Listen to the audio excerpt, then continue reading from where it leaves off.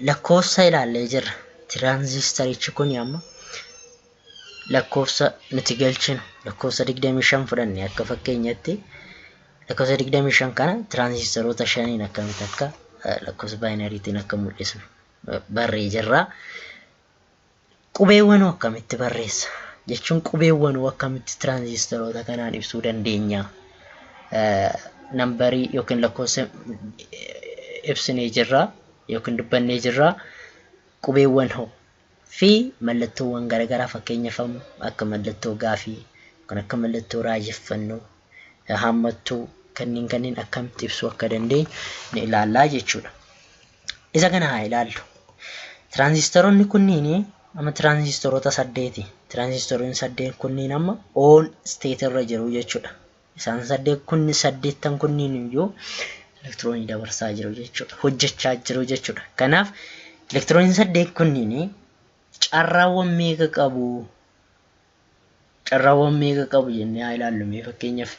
Isa kana inni tokkichi carraa on ta'u yookaan off ta'u qabaa jechuudha. Carraan on ta'u tokko, carraan off ta'u tokko. Kanaaf lama qabaa jechuudha. Tiraanzistarichi tokkichi lama qaba carraa lama.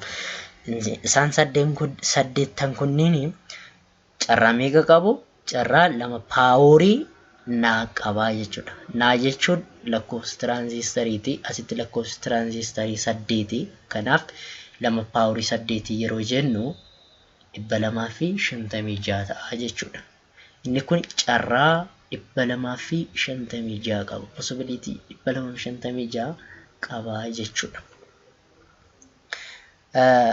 Asirratti akkuma dura dubbannetti qubeewwan akkamitti mul'isuu danda'a jechuun qubeewwan akkamitti agarsiisuu danda'a tiraanzistarii kanaan yookiin lakkoofsa baayinarii kanaan akkamitti ibsuu dandeenya kan jedhaa ilaallu. Isa kana yeroo ilaaltan inni kun gabatee ASCII jedhama. ASCII jechuun staandardii Ameerikaati, koodiidha. Inni kun koodiidha akka waliigalteeti jechuudha. Waliigaltee internationalawaa ta'e jechuudha. Waliigaltee addunyaati. Waliigaltee kana keessatti fakkeenyaaf qubee A haa ilaallu. Fakkeenyaaf qubee A haa ilaallu asitti. Isa kana haa ilaallu. Qubee A kuni kaaraakteriidha. Kaaraakterii jechuun qubeedha. Qubeen A kuni asiin garana yeroo dhufnetti lakkoofsi fayyadamu deesimaalidha jennee jira. 65 ibsamaa jechuudha. 65 yeroo barreessinu qubee A ta'uu beekaa jechuudha. Lakkoofsa 65 yeroo barreessinu qubee A ta'uu ni beekaa jechuudha. Kanaaf lakkoofsa 65 kana fudhannee gara baayinariitti jijjiirra. Meesiin akka hojii manaatitti gara baayinariitti jijjiiruudhaan yaala. Yeroo jijjiirtanitti lakkoofsa kana argachuu dandeessu.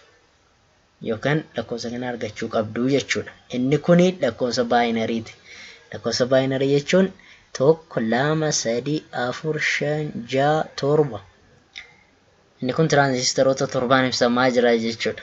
Tiraanzistariin inni dhumaaf inni jalqabaa on ta'ee jira jechuudha. Elektiroonii dabarsaa jira. Inni kun off ta'ee jira. Haala kanaan yeroo mul'isnu A barreessine jechuudha. Qubee A ta'e barreessine. Haaluma kanaan qubeewwan biraatis fakkeenyaaf baa yeroo fudhannu 66, daa yeroo fudhannu 68, akkasumatti zaa yeroo fudhannu fakkeenyaaf 90 kana gara baayinariitti jijjiirree tiraanzistariidhaan ibsuu dandeenya jechuudha. Mallattoolenis akkasumatti inni kun gabatee ASCII jedhama. ASCII jechuun akkuma dura dubbatamne waliigaltee addunyaawaa ta'edha. Addunyaan irratti waliigalee lakkoofsa 65 yeroo barreessine A haa ta'u jedhanii kan irratti waliigalanidha jechuudha. Inni biraa kutaatti aanu keessatti heksaadesimaaliin maal akka ta'e ilaalla. Fakkeenyaaf inni isaan kunneen amma fakkeenyaaf tiraanzistaroota fakkeenyaaf amma lakkoofsota garaagaraa fakkeenyaaf lakkoofsa 1000 lakkaa'uun otoo barreessuuf yaallee tiraanzistarii baay'ee nu barbaachisaa jechuudha. Akkas yeroo ta'etti fakkeenyaaf 1000 yeroo fudhanne 1000 yeroo hirrutti lakkoofsi jijjiiramee akkamitti 1000 akka ta'uu danda'u kuma tokko yeroo ta'u tiraansisteroota baay'eedha. Tiraansisteroota sana immoo istaandardi goonee tiraansisterii istaandardi ta'etti yookiin konstaantii yookiin dhaabbataa ta'etti jijjiirree tiraansisteroota lakkoofsa tiraansisteroota dhaabbataa ta'e sanaan immoo akkamitti akka mul'isuu danda'u kutaa aanutti qabadheen dhiyaadha. Har'aaf baay'ee galatoomaa isiniin jedha jechuudha.